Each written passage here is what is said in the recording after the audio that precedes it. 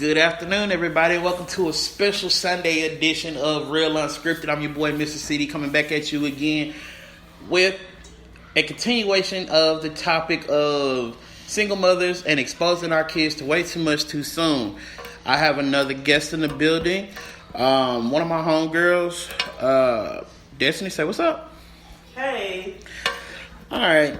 So, got Destiny in the building, so we gonna pretty much hit this off. What is pretty much, let me ask this question. As far as being a single mother, how challenging is that for you? I mean, of course, it's pretty challenging. Just really having to not necessarily hold both of the responsibilities of the mother and the father. It's times when the worst thing for me is my daughter, she'll never see her father. So for me, it's basically just like, trying to make sure that she's loved even more because she doesn't have that. Okay. So, with that being said, do you feel that there are pros and cons to being a single mother? Because, I mean, as you just heard in some of in a different podcast that I did earlier off in the week, that I had two people that actually, I didn't feel that there was any pros. That was just me. But I guess I was corrected on that because they said that they didn't have to ask the other parents for any permission for anything or whatever the case may be. Which is true, because I have two kids, and my son's father is there, and like I said, my daughter's father is not. And with my daughter, the things that I go through with my son, I don't have to go through with my daughter. I don't have to ask the other parent, I don't have to get criticism from another side. Mm-hmm. It's just me. I can do whatever I want to do with my child.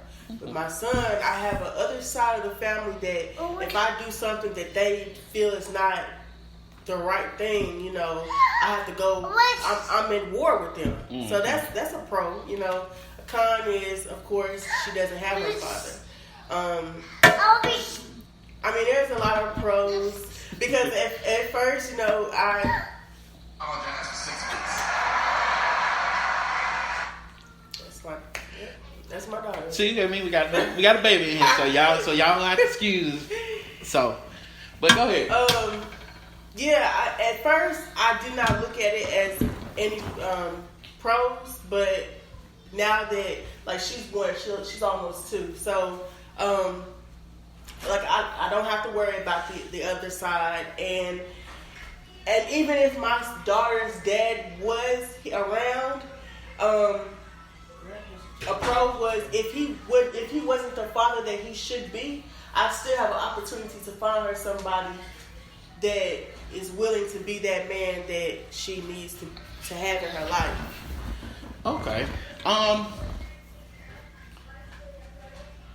And I'm gonna tell you, see, now with you saying that, with you being a single mother and with you pretty much having your kids majority of the time, dating, what's the dynamic on that? Well, seeing now I have a daughter, I'm terrified. And what terrifies me the most is what is portrayed on the media. It's always nowadays. It's always that person, and it's male or female. It's always that person that's closest to your family that is the one, doing things. Mm-hmm. Doing things that they shouldn't be doing. Right. So I do not put anything past anybody. I don't trust you as far as I can throw you, and I can't throw you that far, so I don't trust you. Right. But I mean, everybody wants to be loved by somebody. Right. Right. But at the same time, I have to, I have to be observant. I have to watch. I have to watch. Even if I have to watch everybody, Right. Like, I cannot exclude anybody. Right. Everybody is to be watched. Because, like you always hear that it's always the father or the mother or the brother or the sister. You know, it's always somebody close. So yeah, it's hard trying to date. It really is. It's very hard. Okay, and I trust me, I totally understand. And like I said, the dynamic is a little bit different. Although I got 2 girls and a boy, so it's one of those things where I can balance it out because I have that. Well, 1 week I got them, 1 week she got them. So I try to play my cards right to where if I want to do anything, I do it on the week that I don't have them. The weeks that I do have them, I try to make that completely about them. But you're absolutely right. You do have to trust. You do have to watch everybody that your kids are around, because you don't. I mean, at the end of the day, you can go out here and meet somebody and they be a complete pedophile and you don't even know it. And it's always those ones that you think are perfect. It's always the ones that you think are perfect and you would think that could never do anything like that are the ones that do things like that. Right. And like I said, and the thing is, with me being a dad, I think a lot of people try to break down. You have a negative stereotype on dads mostly because you have dads that aren't even here, that aren't stepping up and doing what they're supposed to do as far as their kids. So come here. It's very rare that you see, but you're seeing it more now. It's very rare that you actually see a dad that's in their kids' lives. My son's dad is in his life. Right. Like, fully. He's in his life fully. But at the same time, my son's dad has a lot of growing up to do. Yeah. And so sometimes the things that he does because he feels like he should be reimbursed for it. And that's the one thing that I hate. That's why I say that's a pro. That's a pro to my daughter's dad not being there, because I don't have to worry about that. Yeah, my son's dad, he does for his child. He's been doing it for him since he was born. Right. But with some things, he feels like, like with tax time is the worst. It's the worst. And it's not even just, the things that are going with me. Like with my friends and stuff, I've heard things, that when tax time comes, like tax time brings out the monster in some people. Yeah, and I don't understand it. You're absolutely right. I mean, because I've seen where you've had a dad that ain't been in their kid's life, and then the last November, December, January, they want to be there because they know tax time rolling around. They ready to cash out. And they ready, right. And I've heard gonna spend everything they got. They gonna spend for those 2 months. They gonna make sure your child is gonna feel so loved for those 2 months. You're absolutely right. And the thing is, I've heard where they actually went and claimed the child on taxes, and they ain't did nothing for them the entire year, and there's nothing really the mom can do about it because that is their dad. A lot of times, but the thing is, what I tell a lot of mothers and some fathers, if you feel that if you're the only person that's doing for this, if you're the only parent that's doing for this child, nobody else should be claiming. Red flag your child's social security number. Go down to the IRS, call the IRS, and red flag it and make it to where ain't nobody else using their child's social security number. And I really don't want to speak on the situation with me and my son's dad, but what I will say is that my son's dad, he does do for him. He does do for him. At the same time, I'm the only one on the birth certificate. Gotcha. I'm the only one. So I'm the only one that can go to Social Security. I'm the only one that can get information about my child. Right.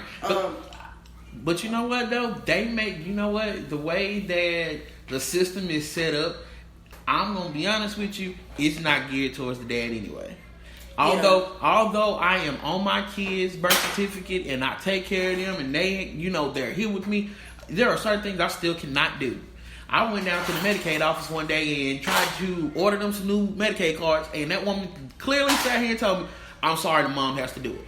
I'm like, even though you're on the birth even though I am on the birth certificate, she said, well, it's probably changed now, but this is back when my son was just born or whatever, and they were like, no, the mom has to come in and do it, and I was just like, why is that? She said, because you have so many absent fathers that are not there, that is basically it. We need the mother's information. We need to see the mother's ID. We need this, and that's in it. And it clearly it pissed me off because it's like, well, dang, what if she just up and decided to leave? What if she died? What if she wasn't mentally competent? Anything. You wouldn't let me do any of this because they would grill you. They would grill you, and then after they got done grilling you, they wouldn't believe a damn thing you said. So they would go around you, and they would go ask questions to other people, other places, trying to figure out the same things that you're telling them. They would go around you and get the same information from other people. Yeah. And I said that's kind of ridiculous. But I guess, like I said, you have that negative stereotype so much when it comes down to the dad. But I mean, you have a lot of dads that are stepping up. You have a lot of dads that are there that are willing to sacrifice and make sure their kids have, just so their kid's mom won't just be struggling and they want to be in their kids' lives. And I hate to throw this out there, but do you think that had you have been a white man, I'm gonna be honest with you. I'll just be honest with you, and this is just me being me, and y'all don't hate me for saying this. I felt like if I had been a white man, I probably would have gotten, oh, well, let me just verify this. Mm-hmm. I wouldn't have gotten a flat out no. I'm not supposed to do this, but I wouldn't have got a straight flat out no. I would have got a slow yes instead of a fast no, pretty much. Yeah. So, there was 2 parts to this show. Mm-hmm. Or whatever. So, do you think our kids are growing up in a society now to where that society is making our kids grow up way too fast? Mm-hmm. It's social media, and just like y'all were talking about prior in the other podcast, that this whole the YouTube and all that, is brainwashing our kids. Yeah. I do let my kids. Now, I let them watch YouTube. I try to monitor as best way I can. Right. If I hear something that is out of line, I'm like, hey, go ahead and turn that. Go ahead and watch a SpongeBob, something like that. Shh, you can't even be too careful with SpongeBob. Yeah, you can't be careful with SpongeBob either. SpongeBob wasn't a good example. But, social media is brainwashing our kids. We do use social media and the phones and stuff as a way to babysit our kids. Yeah. I'm not even gonna sit here and act like I don't. If it's something like if I need to clean up or do something that I know I cannot do without the kids having that phone, I'm gonna give them that phone for the little time that I need them to watch that phone. And like I said, I try to monitor as let me tell you something.